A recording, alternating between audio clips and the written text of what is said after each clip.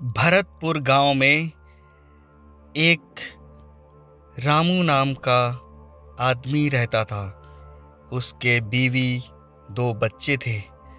वह आपस में बहुत अच्छी तरीके से रहते थे और बहुत ही खुश थे अपनी लाइफ में। एक दिन रामू बोलता है, मैं अब सोच रहा हूँ कि यार मैं अब जाके बाहर कुछ कमा कर आता हूँ। बहुत समय हो गया घर में रहते रहते, अब कुछ कमा के लाता हूँ जिससे घर का खर्चा और अच्छी तरीके से चले। हाँ हाँ, आप जरूर जाइए और कुछ कमा के लाओगे तभी तो बच्चे पढ़ेंगे। ये सब रामू के पास परिवार में सब ये बातें हो रही थी और रामू अपने बच्चों को सब ये समझा रहा था और अच्छी अच्छी बातें समझा रहा था कि अचानक कुछ दिनों बाद उसकी बीवी बहुत बीमार हो जाती है और बीमार होने के कारण उसकी मौत हो जाती है और वह मर जाती है। और कुछ समय बाद रामू एक लड़की से शादी कर लेता है और उसे लेकर अपने घर पर आ जाता है। और घर पे आने के बाद वह अपने दोनों बच्चों को अपनी नई माँ से मिलवाता है और बोलता है, देखो बच्चों, ये तुम्हारी नई माँ है, इसके साथ में अच्छे से रहना, ठीक है? हाँ। और वह समझा देता है। कुछ दिन तक वह अपनी नई माँ के साथ बहुत अच्छे से रहते हैं और वह औरत उनको अच्छे अच्छे खाना, हर चीज़ बहुत अच्छे से करती है। पर रामू कुछ समय के लिए बाहर कमाने चला जाता है और वह दोनों बच्चे उसी अपनी नई वाली वाइफ के पास छोड़ जाता है। फिर कुछ समय बाद उस औरत का उन बच्चों के ऊपर कुछ देख रेख सही नहीं रहती और वह उन दोनों को मारना, पीटना और धमकाना यह सब करने लगती है। और वह एक मौका देखने लगती है कि मैं इन्हें कैसे घर से बाहर निकालूं। फिर एक दिन बच्चे आपस में बात करते हैं। दीदी, माँ तो बहुत मारती है और सही से नहीं खाना देती। पहले तो बहुत अच्छी थी, जब से पापा गए हैं तब से ये ऐसा कर रही है। हाँ हाँ, तुम सही बोलते हो। तब तक उसकी नई माँ आ जाती है और बोलती है, सुनो बच्चों, अभी चलना है हमारे साथ। तुम्हारे पापा मुसीबत में हैं, चलो उनको ढूंढ के आते हैं।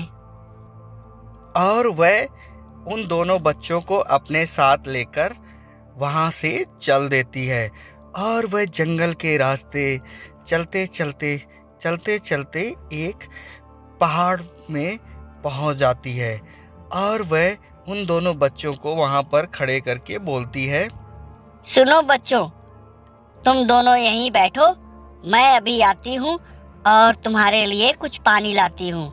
ठीक है, कहीं जाना नहीं, यहीं रखना। ठीक है माँ, आप जल्दी आना।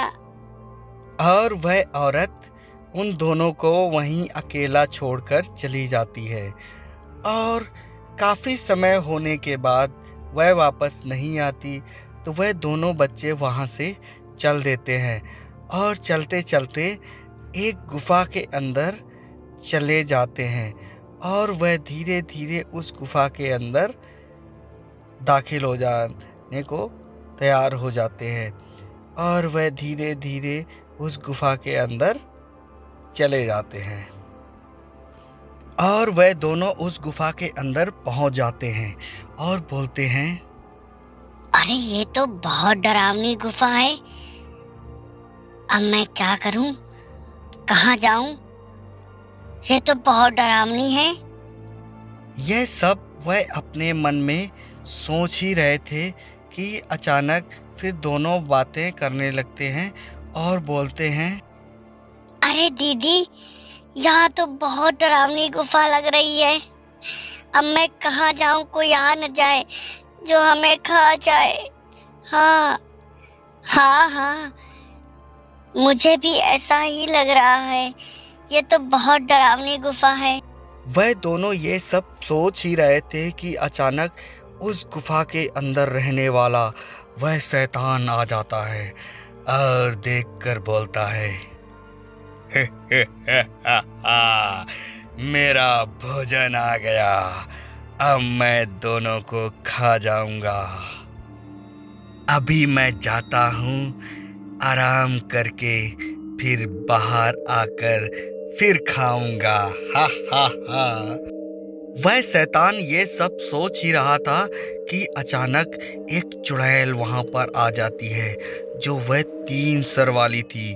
वह उन दोनों बच्चों की माँ थी, जो वह मर गई थी, और वह आकर बोलती है, है दुष्ट, तू मेरे बच्चों को मारेगा, मैं तुझे मार डालूंगी। वह चुड़ैल उस राक्षस को वहीं पर मार देती है और मारने के बाद उस गुफा के अंदर चली जाती है, जहां पर उसके दोनों बच्चे थे। उन बच्चों को बोलती है, अरे बच्चों, घबराओ मत, मैं तुम्हारी माँ हूँ जो मर गई थी। और वह उन दोनों बच्चों को लेकर अपने घर आ जाती है और अपने पति को सौंप देती है। उसका पति बहुत परेशान था अपने दोनों बच्चों को लेकर, और वह उन दोनों बच्चों को पाकर बहुत खुश हो जाता है और वह चुड़ैल वहाँ से चली जाती है। वह आदमी अपनी औरत को भी घर से निकाल देता है